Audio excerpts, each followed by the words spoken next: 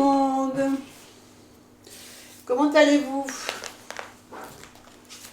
Alors aujourd'hui, je vais vous proposer un exemple de tirage. Bon, c'est rien de secret puisque vous avez dû le voir au titre de la vignette. La dernière fois, je vous avais proposé de faire notre bilan actuel. C'était un premier exemple de tirage. Cette fois-ci, en deuxième tirage, j'ai envie de vous proposer un tirage qui sorte un peu de ce qu'on voit d'habitude, un tirage qu'on n'a pas forcément l'habitude de faire.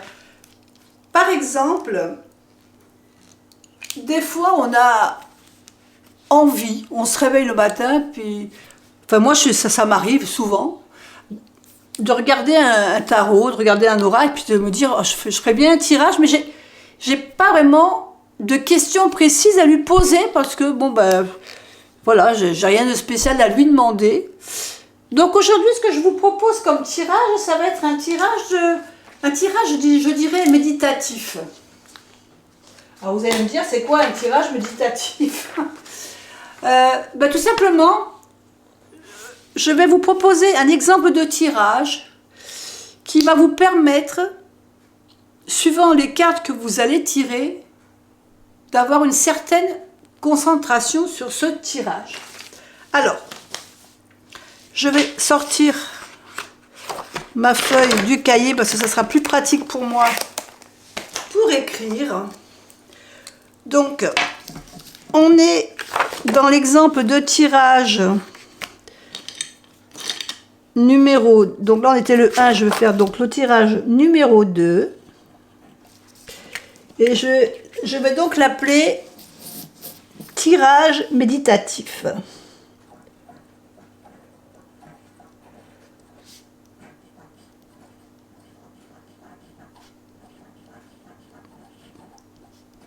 Donc c'est vraiment un tirage qu'on fait quand on n'a pas de questions précises à parler, à poser à notre tarot, mais qu'on a envie de tirer les cartes. Donc on prend notre tarot, donc aujourd'hui je vais prendre le Sakura Tarot, puisque c'est un peu le tarot que je me sers en ce moment pour le printemps. Alors, et il va falloir qu'on fasse 3 tas de cartes. Alors, on va séparer notre tarot avec les lames majeures d'un côté, donc les lames majeures d'un côté, voilà. On va séparer les lames mineures d'un autre côté et on sépare les cartes de cour. Donc, carte de cour, ça nous fait 3 tas. Donc, là, c'est facile parce que mon jeu était déjà classé. Donc là, les mineurs. Et là, les 4 de cour. On continue. Les mineurs. Et on fait pareil pour les derniers, les épées. Voilà. Donc, ensuite, eh bien, écoutez, c'est pas compliqué. On va battre chaque paquet. Alors, je vais marquer ici. Séparer le tarot en 3 parties. Majeure,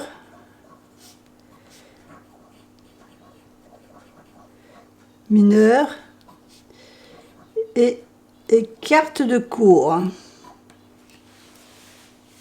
Jusque-là, rien de compliqué. Hein. Donc, battre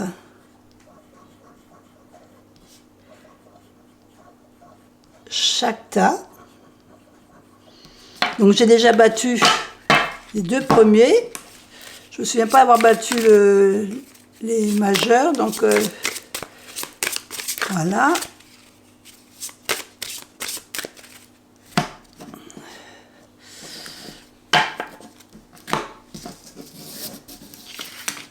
Maintenant que j'ai battu chaque tas, je vais sortir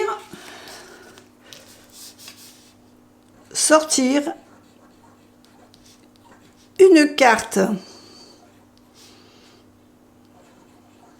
des majeurs et une carte des cours. Ensuite, je sortirai 3 cartes des mineurs. Donc, on commence déjà par notre carte majeure, des majeurs. Donc, on choisit une carte des majeurs. Je vais dire que je vais choisir celle-ci. Voilà. Et je laisse mon petit tas au-dessus. Il me faut une carte de cours. Donc, je vais choisir une carte de cours.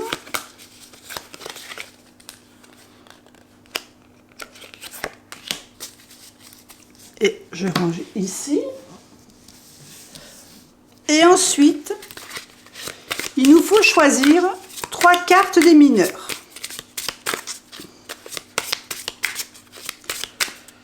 Alors, première carte. Deuxième, ah bah j'ai les 3 cartes, voilà. Deuxième carte et troisième carte. Donc, la première carte ici, que l'on a ici, va nous donner le thème de notre esprit, de notre méditation. Ici, on a l'étoile. Donc, je vais marquer sur mon carnet, ici, la carte, une carte, la majeure, nous donnera le thème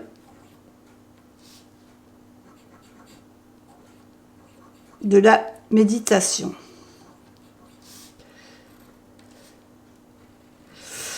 La deuxième carte, donc, qui est la carte de cours, donc c'est la deuxième carte qui se trouve ici, va nous donner le personnage qui va être en action dans ce thème.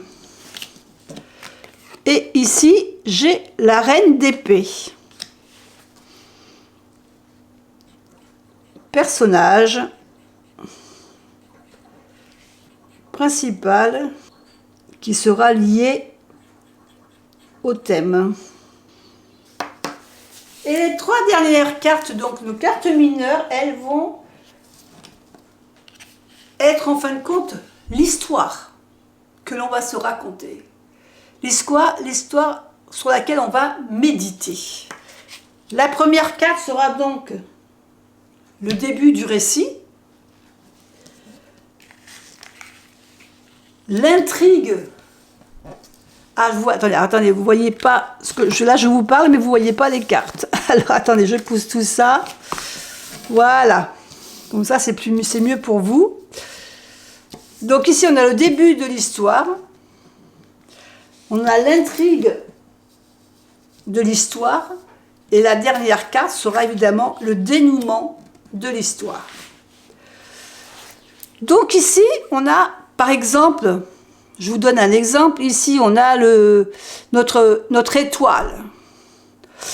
Donc le thème de notre histoire, ça va être un petit peu quelque chose, un vœu qu'on a fait ou quelque chose qu'on a envie vraiment de réaliser, qu'on a vraiment envie de voir se réaliser. Le personnage principal de notre histoire, ça va être la reine d'épée. Donc c'est quand même quelqu'un qui maîtrise bien tout ce qui est mental, toutes ses envies, elle arrive à les manifester. Donc là, on a vraiment quelqu'un qui a envie de manifester ce vœu. Le début de l'histoire, on a le 7 d'épée. Donc ça commence pas très bien déjà. Donc peut-être qu'il y a quelqu'un qui va l'empêcher ou la court-circuiter dans son projet. Elle a peut-être envie, elle est en train de vouloir réaliser son vœu, mais il y a une personne qui est là peut-être pour lui mettre des bâtons dans les roues. Ou une personne qu'il va falloir qu'elle se méfie. Ici, on a l'as de coupe dans l'intrigue. Donc c'est peut-être en fin de compte, en plus, cette personne qui va lui mettre du bâton dans les roues, elle se rend compte en fin de compte que c'est quelqu'un qu'elle estime, qu'elle aime bien. Et ça a un peu la déstabiliser de voir que son projet est mis à mal parce que la personne avec qui peut-être elle avait envie de monter son projet, eh bien elle se rend compte que peut-être elle ne peut pas se fier à cette personne-là. Et le bon déroulement, en fin de compte, on a le 2 de coupe. Tout simplement, peut-être qu'elle a trop réfléchi et trop mentalisé ce projet et que peut-être elle s'est méfiée à tort de la personne, puisqu'en fin de compte, le dénouement fait que ce projet va vraiment se réaliser avec une personne. Ou cette personne, parce qu'elle l'a mal jugé, en fin de compte, et ça se fera quand même parce que c'est elle qui a trop réfléchi et trop gambergé, ou simplement son projet se fera peut-être avec quelqu'un d'autre. Vous voyez, donc le but de ce tirage méditatif, c'est de, en fin de compte, s'inventer une histoire. S'inventer une histoire par rapport à nos cartes de tarot.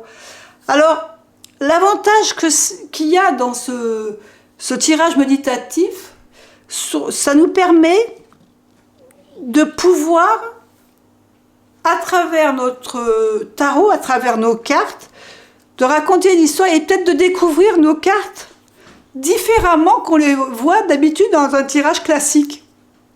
Parce que peut-être que vous allez faire plus attention en regardant une carte ici. Vous allez peut-être faire plus attention à la décoration puisque vous allez vouloir raconter une histoire. Donc vous allez faire plus attention peut-être justement à ces oiseaux qui sont ici en train de tenir une branche, des fleurs au-dessus de leur tête. Vous allez peut-être faire attention à la décoration en disant tiens que ça va peut-être se dérouler au printemps puisqu'on est plus dans le thème du printemps avec le Sakura Tarot. Enfin voilà, ça peut permettre de voir certains détails dans les cartes en racontant des histoires comme ça. Et puis bon, ça fait travailler notre imagination, puis ça fait du bien des fois. Allez, je vous laisse avec ces tirages méditatifs et je vous dis à bientôt pour une autre vidéo. Bye bye.